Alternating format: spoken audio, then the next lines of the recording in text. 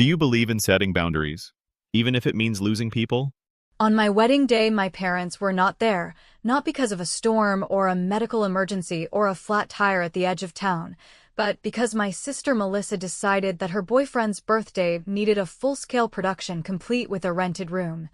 A cake the size of a coffee table, and an audience that included our parents, and after a week of fake concern and vague promises, they chose the party over my ceremony and told me, almost gently, that they hoped I would understand because it was such bad timing and they hated to disappoint Melissa's boyfriend on his special day, as if my marriage were a random Tuesday errand they could circle back to later when it was more convenient.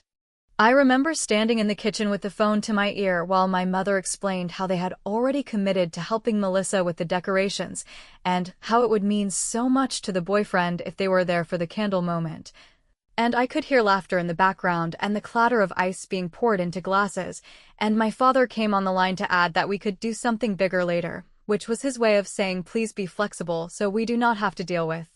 your sister's meltdown, and I felt this warm, flat calm spread through me that was not acceptance and not peace, but a decision not to fight because I finally saw the pattern without excuses. The same pattern that had turned birthdays into afterthoughts and holidays into debates about Melissa's comfort, and I told them we would be fine and that they should have a great time, and I meant it with a level of politeness that sounded like surrender, but was not. Daniel squeezed my hand and asked if I wanted to push the ceremony, and I said no because I was done treating my life like a line item that could be moved to a later agenda. So we went ahead with the plan we could afford: a small room, a simple legal ceremony,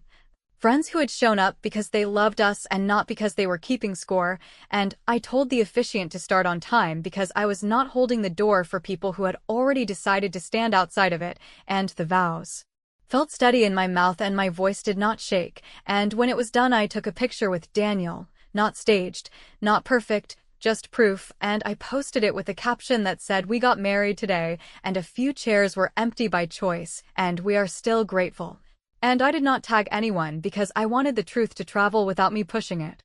Within an hour my cousin sent a message asking if my parents were late or if something had happened, and I said nothing beyond we miss them, and I let the silence do the work, and then, because I have always been accused of holding grudges, when I simply remember facts, I saved my mother's voicemail and my father's text about doing something bigger later, and I forwarded them to my own email with the subject line wedding day receipts, and it felt like putting a file in a drawer I knew I would open when I needed it, not to start a fight, but to stop one before it could be rewritten. After the ceremony, when everyone was eating and making the kind of speeches that sound a little messy and a lot honest, I made one quiet decision that felt petty and powerful at the same time. I told the photographer to skip the formal family list entirely and focus on the people who had stood in front of us and sign their names and promise to be witnesses to our life, and later, when the gallery went up, I sent the link to the family group chat with a short message that said thank you to everyone who helped us make this day real, and I meant every word while also letting the absence speak for itself, and I slept well that night because I had not screamed, I had not begged, I had not bartered my dignity for their attendance. The next morning there was a video from Melissa of the boyfriend blowing out candles while my parents clapped too loudly and someone yelled "Family is everything," and I watched it once and archived it. And then I wrote a brief announcement for the local newsletter that our aunt's bridge group reads, a dry little paragraph that listed our names and the date and the witnesses and a line that said the couple celebrated with close friends, and I left it at that. Because if anyone asked where my parents were, the answer would come from my parents and not from me, and that would be its own kind of mirror. Aunt Margaret called in the afternoon and did not bother with small talk. She said she was proud of me for not chasing people who do not show up, and she asked if I felt sad, and I told her yes, but the kind of sad that clears the air instead of fogging it. And she said keep doing exactly what you did today, which is no grand gesture, just boundaries dressed as manners, and then she asked me to meet her for coffee the following week because she had paperwork she wanted to discuss, and she said it in that practical tone she uses when she is about to change my life without asking permission. That night, while Daniel slept, I opened the emergency contact form at my job, removed my parents, added Daniel and Aunt Margaret, updated my legal name, closed the group chat notifications, and set a filter that moved any message with the words redo or celebration to a folder I would never check, and it felt like placing a lock on a door inside my head and swallowing the key, not to spite anyone but to keep my own house quiet. And as I shut the laptop, I understood that my refusal to fight was not weakness, it was leverage, and someday the bill for that birthday party would come due, and I would not have to send an invoice, because they had already signed it with their absence, and what I did next, when they finally tried to collect, would be the first time in my life that I chose the terms. In the months that followed, which slid into years so quietly I only noticed when our anniversary candles were replaced by a habit of making a simple dinner at home and not checking my phone. The story my parents told about my wedding day hardened into something they could repeat without flinching, a tidy version about unfortunate timing and a misunderstanding and a plan to do something grand when the family calendar allowed. While the story I lived with was less polished and more useful, because it made every decision simpler by asking one blunt question, namely whether I was about to spend my energy on people who had shown me, in plain language and documented timestamps, exactly where I ranked in their list of priorities. And if the answer was yes, I chose differently without announcing it or posting about it or begging anyone to read my face for clues. Holidays became the testing ground for this new discipline because every Thanksgiving and every winter gathering and every birthday dinner for Melissa's boyfriend, who evolved from a new guy to a long-term fixture with a first name my parents pronounced like it was sacred, came with some little reminder that my marriage was considered a side quest. So when my mother would chirp that she could not wait to throw us a proper celebration once Melissa's schedule calmed down, I would pour coffee, smile like a person who had finally accepted standard operating procedures, and say that Daniel and I were doing something small with friends who had already mastered the art of showing up, which inevitably led to a sigh and a comment about how family is complicated, and I would agree because it is, and then I would change the subject to something neutral like the dog rescue we volunteered at on weekends, which, unlike the people who shared my last name, never failed to act like our presence mattered. Melissa, who has always favored control cloaked in sweetness, developed a hobby of scheduling attention around herself with a precision that would impress an air traffic controller. So when she set a couple shower for her boyfriend's promotion on the same weekend as our first anniversary and followed it with a text that said she hoped we would be flexible since anniversaries happen every year while promotions do not, I read the message twice, handed the phone to Daniel, and then put it face down on the counter while I let the practical part of my brain, the part Aunt Margaret liked to call my weatherproof side, do what it does best, which is translate anger into a plan that does not require a raised voice. We donated a block of our Saturday to the rescue. We posted a simple note thanking the volunteers who made our year bearable. We sent Melissa a short reply wishing them a great party. And then I set a recurring calendar reminder for future anniversaries labeled Do Not Debate, with people who treat your commitments as optional, which felt less like obedience to bitterness and more like a maintenance schedule for my peace. Extended family, who had been fed the myth of a redo wedding, started to press gently in group threads with phrases like when are we celebrating properly and do not forget we want to be there for the big one. And I could feel the gravitational pull toward rewriting history gather its old strength. So I did one thing that felt like pettiness, wearing a suit, but accomplished exactly what I needed, which was to anchor my memory outside of my head. I opened the email folder where I had stored the wedding day receipts and I forwarded, without commentary and without tags or caps, the voicemail from my mother praising the boyfriend's cake plan and the text from my father about doing something bigger later. To my Aunt Carol, who had asked whether the rumor about a car accident was true, and I wrote one sentence that said there was no accident and Daniel and I are fine and I hope you are well. Then I put the phone away and went back to my workday. And by dinner the thread had gone quiet in that way people go quiet when they realize the facts are not bending to their story, which is not bloody revenge or viral fireworks, but it is clean and it leaves the room clear. Meanwhile, my life with Daniel kept its own sturdy rhythm, because if you build something on decisions instead of on applause, you end up with a marriage that can hold its weight. And I poured myself into a role at work that finally recognized the part of me that does not need micromanagement, and I met Aunt Margaret for those coffees she liked to schedule early in the week when her energy was good and the line at the counter was short. And she would ask how I was holding my boundaries, and I would tell her that I was not in the business of chasing people who run in the opposite direction. And she would nod like a person who had paid tuition at that same school, and then she would steer the conversation to practicalities such as health directives and titles on accounts, and who I trusted to answer my phone if something went wrong, which, at the time, sounded like boring adult errands and not the prologue to anything dramatic. My small, steady acts of self-respect did not go unnoticed by Melissa, who eventually tried to pull the oldest trick in our family playbook by floating a rumor that I was still angry and holding our parents hostage with guilt. And that is when I used a different tool from the same drawer, not a public takedown or a threat, but a polite and tightly written email to the 5 relatives who had been copied on the rumor by accident, in which I said that I am not angry. I am done negotiating mobile deadlines for respect, and here, for anyone who is confused, are the messages from the day my parents chose a cake over my vows, and I added that this would be my final contribution to the topic because I was busy with actual life. And then I muted the thread and took Daniel to cheap tacos, and the relief I felt was not a trumpet blast, but a steady hum, the way a house sounds when the wiring has finally been fixed. Late that summer, just when it seemed like the temperature of the family noise had settled into a tolerable low simmer, Aunt Margaret called from a number I did not recognize, and her voice, usually brisk with lists and decisions,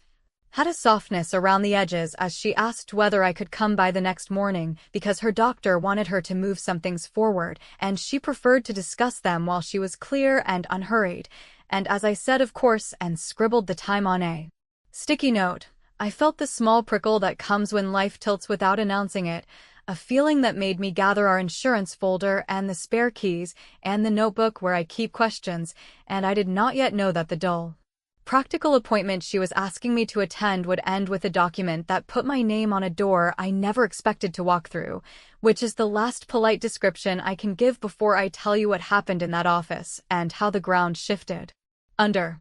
everyone who thought I would always be the quiet one. The morning after that quiet call from Aunt Margaret, I walked into her attorney's office with the kind of steadiness you fake at first and then discover you are actually carrying, because she had been clear that this was not drama but paperwork.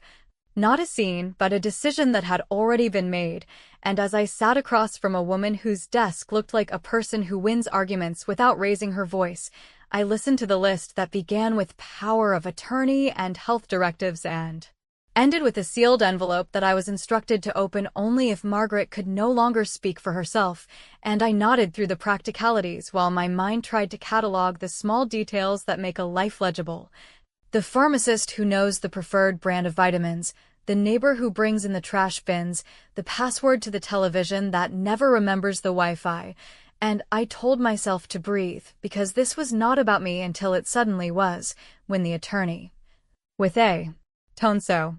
even it could have been weather, said that my aunt had already asked for a date for the reading of her will, and that she wanted me there as the person she trusted to make sure the plan stayed intact if the room got loud.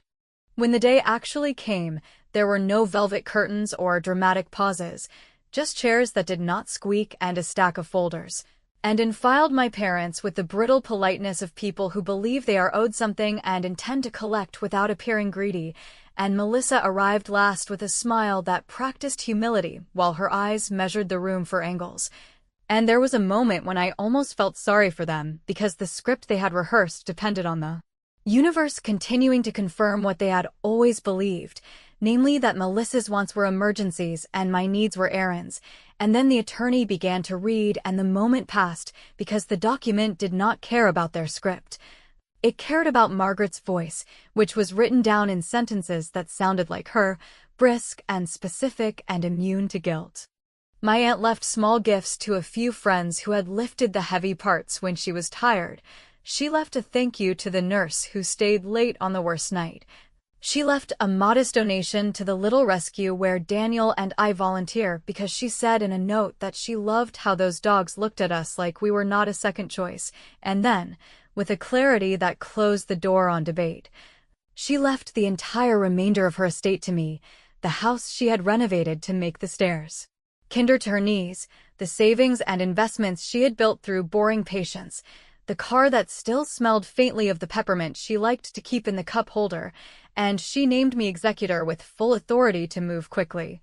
And there was a line about her reasons, not bitter and not dramatic, just honest, that she was leaving her life to the one person who had shown up without making her beg, and that she trusted me to do with it what would make the most sense after she was gone. The room did not explode. It folded in on itself, which is a different kind of loud, and my mother reached for a tissue she did not need while my father asked a question about whether Margaret had considered how public perception would look, which the attorney answered by pointing to a paragraph where Margaret, with her dry humor, wrote that public perception had never paid a single bill and therefore was not invited to this conversation, and Melissa tried a softer angle by asking whether it might still be possible to gather everyone for a big family event to honor our aunt and to remind the community that we are united, and I watched the words float toward me like a net, and I let them land without thrashing, because I had my own plan that did not require a fight. After the reading, while my parents stood in the hallway whispering about optics and the church bulletin and the neighbors who would have questions, I thanked the attorney, asked for copies of everything, and then, before I left the building, I used the quiet of the conference room to make 3 calls that felt like small hinges on a large door. I called a locksmith and scheduled a same-day change of the house locks with a keypad code only Daniel and I would know. I called the home insurance agent to add my name and remove the contingency that had kept my parents listed as emergency contacts, and I called the rescue to tell them that the donation in Margaret's honor would cover the next round of medical cases in full, which meant 3 dogs would get surgeries without their new families begging for discounts, and each call was not a victory lap, but a boundary made real, a form of revenge that never raised its voice yet closed every open window my family would try to climb through. Then, because experience had taught me that silence is where revision grows, I asked the attorney to send a family-wide letter, not an email that can be ignored or distorted, but a physical letter on firm paper, summarizing the will in clear language, naming me as executor and sole heir, listing the first steps underway, and stating that any questions about property, memorabilia, or future gatherings must be directed to counsel and not to me, a sentence that read like bureaucracy but felt like armor, and I included a line of my own in a separate note for my parents that said I would manage Aunt Margaret's wishes exactly as she wrote them and that I would not be available for discussions framed around saving face. And I signed it with my married name because that, too, was part of the record. By the time I reached the house that would soon be legally mine, the locksmith van was pulling up, and I stood on the porch as the old deadbolt came out and the new keypad clicked into place. And it occurred to me that for the first time since my wedding day, I was not replaying what had been taken from me, but deciding, in measurable actions, what I would no longer give away. And I texted the small circle of people who had stood with us at our ceremony to invite them to a quiet memorial at the house. No speeches, no performance, just stories and a simple meal and a jar for the rescue. And I purposely did not send the invitation to my parents or to Melissa because this was not about reconciliation or optics. It was about honoring the one person who had taught me that love is not an RSVP you chase. That evening, as the locksmith left and the house finally felt like a place and not a question mark, my phone began to light up with a predictable sequence of messages that started with surprise and slid into concern and then, with a speed that would have been funny if it were not so familiar, landed on strategy. My mother asked whether we could schedule a redo wedding so the community would see that the family was united, and my father added that it would be smart to fold a dedication to Aunt Margaret into the program so people would not talk, and Melissa chimed in that she would be honored to serve as maid of honor so the narrative could be corrected. And I stared at those messages until the words stopped moving, and then I did the only thing that felt right in my bones, which was to reply that I would consider a family gathering under one condition I would send in writing the next day. A condition they would have to accept without edits if they wanted a seat, and I pressed send, knowing that this was not a stall, but the beginning of a plan that would ask them to choose, in public and on the record, whether they wanted a photo opportunity or a reckoning, and that when I revealed the condition, the ground would tilt for good. When I told them I would consider a family gathering under one specific condition that they would receive in writing and accept without edits, I was not bluffing or fishing for attention. I was buying the single thing I had never had in that house, which was control of the terms. So the next morning I sat at Aunt Margaret's kitchen table with her legal pad still in the drawer and called the attorney who had read the will with that calm that makes liars fidget, and I explained that my parents and Melissa wanted a redo wedding to correct the narrative for neighbors and church friends and anyone else who keeps score with holiday newsletters, and that I would only entertain the idea if it was reframed as a program I owned from first word to last and protected by a document that would leave no oxygen for revision later, and the attorney, who understood immediately that this was not vindictive but preventive medicine, drafted the neatest little package I have ever seen, a memorandum that read like simple logistics while doing a lot of heavy lifting underneath. The condition, which I sent that afternoon as a single attachment with no body text beyond a cordial please review and return by the end of the week, said that any public event held in my honor would be planned by me as executor of Aunt Margaret's estate with final say on venue, guest list, program, and messaging. That my parents would cover the cost without reimbursement in recognition of their absence on the original date, that there would be no toasts or unscripted remarks beyond what I approved in advance, and that all photographs and video would belong to me with full rights to publish or decline to publish, which sounds petty unless you have been the person cropped out of your own milestones. It also required a written apology to be printed, exactly as written, in the church bulletin and the neighborhood flyer the following week. Not a groveling confession, but a plain statement that on my wedding day they chose to attend a party for Melissa's boyfriend and that they were sorry for that choice, and finally, because I've learned that consequences should benefit someone beyond your anger, the condition included a donation in Aunt Margaret's name to the rescue fund in an amount that would clear the surgery waitlist, along with a quiet scholarship seed for students in her old program, both to be announced at the event with a line I wrote myself about choosing to build rather than barter. Predictably, the phone rang within minutes, and my mother's voice had the tremor she saves for when she thinks tears might close the sale. And she said the apology felt harsh, and the donation felt excessive, and the control of the program felt unnecessary if we are all just trying to be a family again. And I said in one long and very calm breath that if we were trying to be a family again, then this right here is the first real act of kinship they've been asked to perform in a long time, which is to follow when they are used to leading and to accept boundaries when they are used to setting them for everyone else, and that if the document felt like punishment, it was only because the truth looked heavier on paper than in a whispered rumor. And I ended the call before the chorus from the sidelines could begin, because I was not offering negotiations. I was offering a door, and people who want in will walk through without dismantling the frame. Melissa, who hates not being the protagonist, tried a different track by texting that she was proud of me for caring about animals and scholarships, but that surely we could keep the apology private and still give people a beautiful day to remember. Perhaps with a quick speech from her about sisterhood so no one would misinterpret the past, and I stared at the sentence about misinterpretation until it stopped being funny and became useful, because it reminded me that this was not about bitterness or even about pain. It was about documentation. So I replied that the apology was not a spectacle but a receipt, that the event would be a memorial dedication folded into a celebration of the life I was finally allowed to live. And that yes, there would be pictures, but not the kind that turn a lie into a centerpiece. And then I put the phone down and called the venue I already had on hold, a simple hall with good acoustics where my aunt once hosted a fundraiser without a single tacky speech. And I booked it under the name of the fund we had just established with the attorney's help, not because I was hiding anything but because I wanted the headline written correctly before anyone could scribble over it. The signed documents arrived 2 days later with signatures that looked tired and a handful of last-minute questions about seating charts and whether their friends from the lake should be included.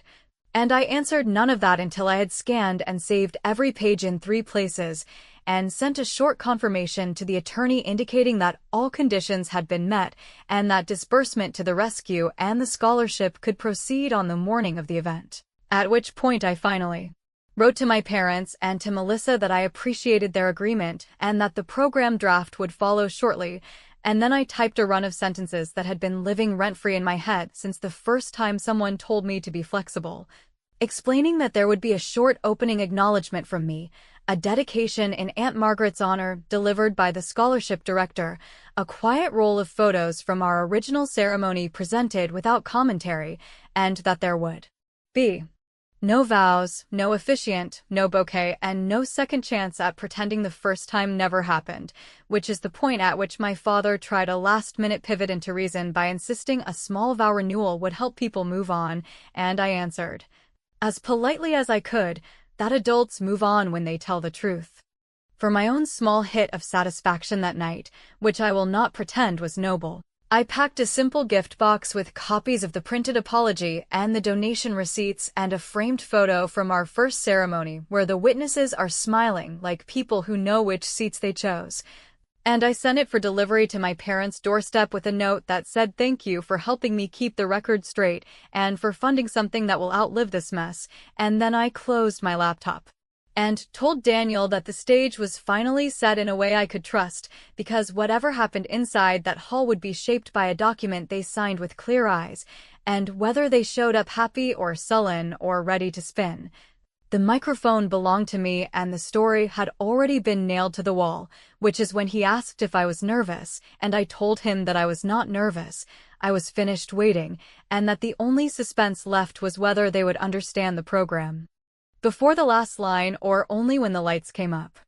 By the time the doors opened on the day they believed would put the family story back on its rails, the apology had already been printed exactly as written in the church bulletin and the neighborhood flyer that lands on every porch before breakfast. The donation wires had cleared to the rescue and to the scholarship seed with receipt numbers stamped in clean ink. The program stack sat on a table at the entrance with my name as host and executor, and with a simple line that said this is a dedication, not a ceremony. And the staff from the scholarship office were pinning a modest banner with Aunt Margaret's name across the back wall while I stood near the aisle and watched people read the first paragraph of the program twice, as if repetition might rewrite it. Because repetition used to be our family's favorite tool, and I had taken it away by doing my writing in public and on paper that does not forget. When my parents arrived with that tense brightness that always shows up right before a performance and Melissa trailed behind them in a dress that belonged on a stage where she could step into the center for applause, I walked them to the front where the reserved sign said family in a plain font that did not promise any special role. I pressed into my mother's hand a slender envelope with copies of the receipts and the bulletin and a card that read thank you for choosing to fund something that changes lives rather than a photo opportunity that changes nothing, and I sat down beside the small podium knowing that every lever they used to pull had been quietly disabled, not with drama and not with humiliation for sport, but with logistics that held shape even when someone cried. I began the program without throat clearing or a preamble about healing, because healing does not need an audience.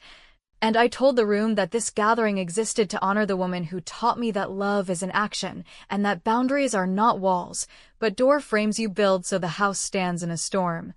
And I thanked the witnesses from our original ceremony whose names were printed, without hierarchy, on the inside of the program, and I said that today we were planting something that would keep paying out long after the last person stopped talking about gossip. Then I introduced the scholarship director who spoke for a few minutes about first-generation students and the way Aunt Margaret had mentored until she could not.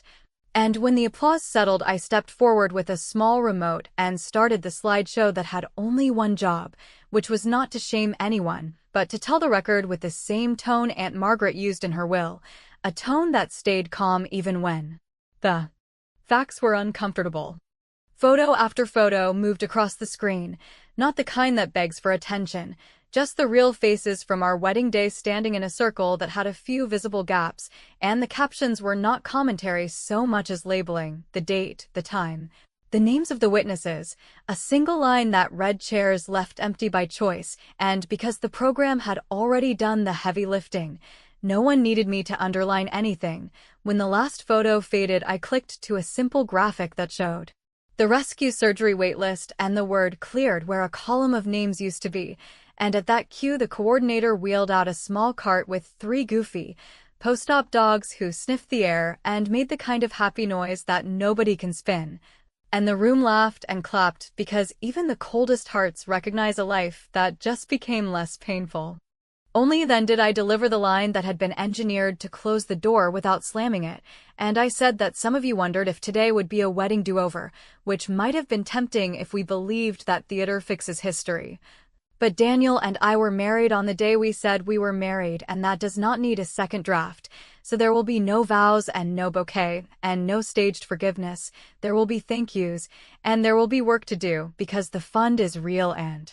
the dogs are real and the students are real. And as for the family business, the record now lives here and not in whispers, which means we will not be trading privacy for optics again. My father stood, instinct carrying him toward the microphone out of habit more than strategy, and I did not have to stop him because the conditions they had signed were printed in the program and taped to the lectern in small type. So he sat down after a pause that felt like an old engine finally giving up, and Melissa leaned forward with her performance face ready to deliver a sisterhood moment. But I had already transitioned to the closing piece,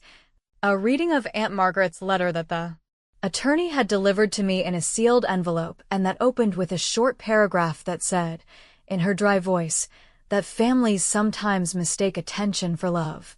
and that if I ever felt pressure to trade my boundaries for a prettier story, I should remember who showed up when nothing sparkled. I finished the letter, thanked the room for honoring a woman who would have hated a spectacle, and then executed the last part of the plan with the kind of steadiness you only earn by losing your appetite for scramble to please, which was to invite the scholarship director and the rescue coordinator to join me at a small table where we signed the final documents transferring the house's front apartment into a long-term low-rent office for the fund and the garage into a recovery space for foster dogs, a signing that locked the property into a structure nobody outside of this table could touch, not for a photo shoot and not for a narrative correction. And when the pens were capped, I announced, with a calm that felt like air after a storm, that from this moment forward all family communications about the estate or about any public events would go through counsel, that personal contact was always possible for anyone who could treat my life like an equal priority rather than a stage prop, and that we would be leaving as soon as the volunteers finished packing the banner because my day did not belong to arguments anymore. They came to me afterward in the soft chaos of goodbyes and paper cups.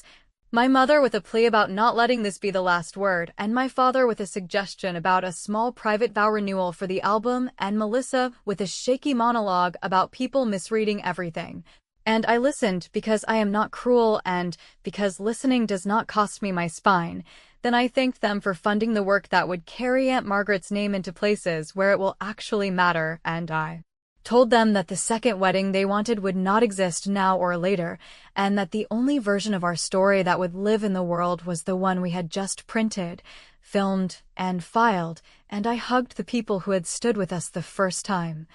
I took Daniel's hand, and I walked out into a life that no longer asked me to beg for basic decency, knowing that the final move had not been a takedown at a microphone but a set of choices made so cleanly the room could not argue with them. And that if anyone went home wondering whether it was too much, they would remember the dogs and the students and the straight line from an empty chair to a full ledger and realize that this was not too much at all. It was exactly enough.